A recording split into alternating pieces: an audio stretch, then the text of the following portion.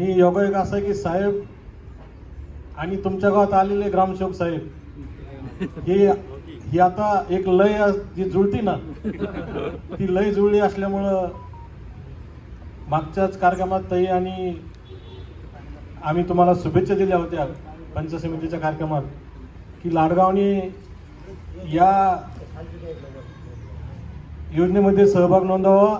आणि साहेब हे गाव असं आहे आत्ता रोडवर हॉटेल झाली 3-4 वर्षात काहीच नव्हतं आणि सगळ्यात कमी निवडणुकीला बी खर्च लागणारं गाव आहे. नाही नगण्य म्हणजे काही बाकी व्यसन नाही.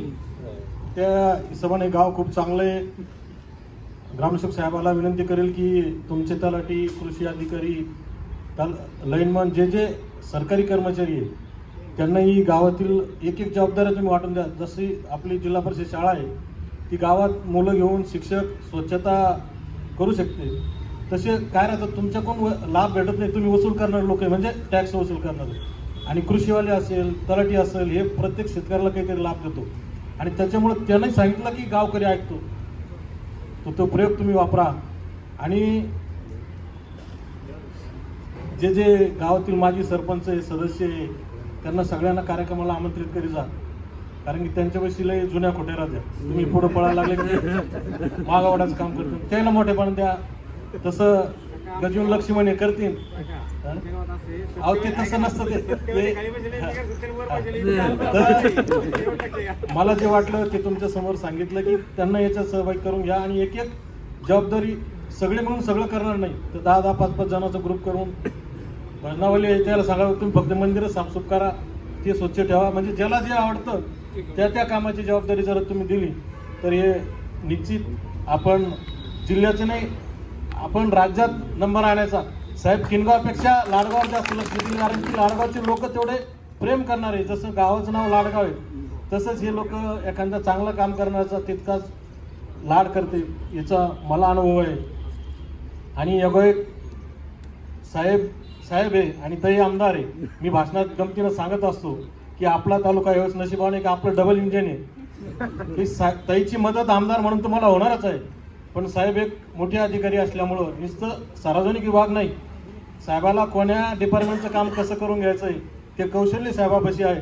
त्याचा निश्चित फायदा होईल. आणि साहेब आम्ही आग्रह करू की किनगावपेक्षा लाडगावमध्ये तुम्ही जास्त चक्र मारा आणि ज्या वेळेस तुम्ही लाडगावला त्यावेळेस दत्तभाऊ असेल, रामबाबा असेल, अजून काही लोकांची मदत पडली तर ते काम आमच्यावर जबाबदारी द्या, ते निश्चित करू. आणि मला भरोसा आहे की लाडगावचे ग्रामस्थ वर्षभरात राज्याचं पारितोषिक घेताना ते दिसले पाहिजे. आता तुम्हाला एक सांगा सरपंचाचा कार्यकाळ 1-2 वर्षांनी संपणार आहे, पण ज्या वेळेस महाराष्ट्रभर तुम्ही फिरताल त्यावेळेस ते आदर्श एक लाडगावचे नागरिक म्हणून तुमची एक वेगळी ओळख निर्माण होईल. आणि त्यासाठी आणि विशेष करून सरपंच महिला असल्यामुळं काही महिलांची ग्रुप तयार करा. बचत गटावाले आहे, अजून काही ॲक्टिव्ह महिला गावात असतात त्यांना काम करण्याची इच्छा असते, यांच्यावरती जबाबदारी देऊन 1-2-3 महिलाचे ग्रुप झाले ना तर ते फार तुम्हाला हे काम करताना त्रास होणार नाही. ज्या अडचणी तुम्हाला निर्माण होतील त्यावेळेस आपल्या विभागाचे आमदार आदरणीय ताई ह्या महिला असल्यामुळं त्या महिला असल्यामुळं बाकी काही अडचण येणार नाही. आणि मी तुमच्या या वाटचालीसाठी मनापासून खूप खूप शुभेच्छा देतो.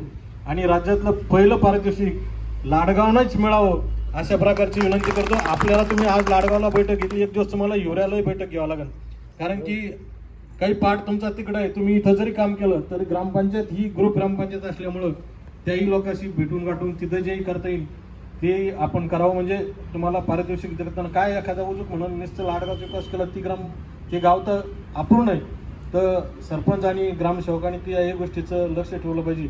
अशीच एखादी बैठक साहेबाला बोलून हिवऱ्यातही घ्यावी आणि तिथेही लोकांना कामाला लावावं.